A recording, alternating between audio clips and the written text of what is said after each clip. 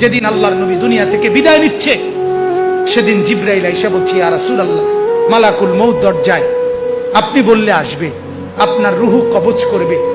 আল্লাহর নবী বলেন, আল্লাহকে জিজ্ঞেস করো জিবরাইল, আমি যদি আমার আল্লাহর কাছে যাই, আমার উম্মতের সাথে আমার আল্লাহ কি আচরণ করবেন, ওটা বলো, তারপরে আমি যাব। জিবরাইল গেলেন, আল্লাহর নবীকে আয়েশা শুনাইলেন, ও নবী, আল্লাহ তাআলা জানাইছেন আপনার অবর্তমানে আপনার উম্মত যখনই মাফ চাইবে, আল্লাহ তাআলা আযাব দিবে না, সাথে সাথে মাফ করে দিবে। আপনি যেমন মাফ চাইছেন, তখন যেমন মাফ করছে, আপনার অবর্তমানে আপনার উম্মত নিজে নিজে মাফ চাইলেও আমি আল্লাহ মাফ করে দিই। এতদিন তো কে মাফ চাইছে? নবী নিজে মাফ চাইছে।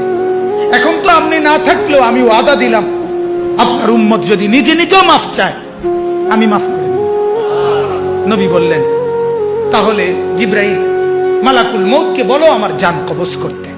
তাহলে সারাটা জীবন তিনি ভাবলেন উম্মতের কথা। আজ যখন তিনি দুনিয়া থেকে বিদায় নিচ্ছেন, তখনও ভাবছেন কার কথা? নবীজি সাল্লাল্লাহু আলাইহি সাল্লাম যখন ইসরাফিল সিংহা ফু দিবে, দ্বিতীয় ফু, সবাইকে যখন হাসরের ময়দানে উঠানো হবে, তখন প্রথম উঠানো হবে আমাদের নবীকে। হাদিসে আছে, 4 ফেরেশতা জিবরাইল, মিকাইল, ইসরাফিল, আজরাইল আসবেন নবীজির রওজা মুবারকে। এসে সবার পক্ষ থেকে জিবরাইল ডাক দিবে, ইয়া রাসূলুল্লাহ, হাসরের ময়দানে যাওয়ার জন্য আপনি কবর থেকে ওঠেন।